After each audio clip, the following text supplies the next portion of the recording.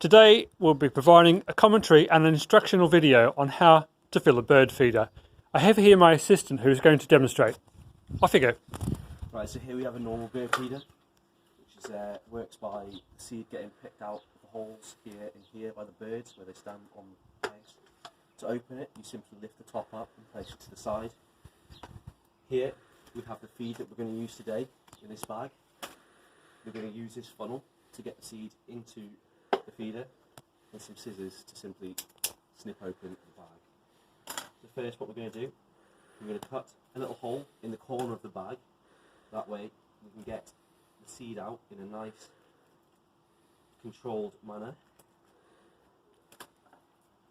like so. So we have a small hole, it's just big enough for the seed to flow out nice and carefully.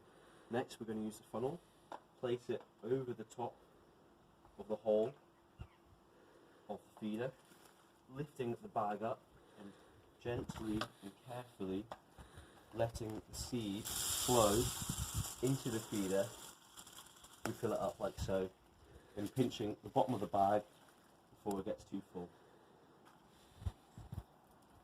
Now for the last couple steps, we simply tie a small knot in the bag, or for easier,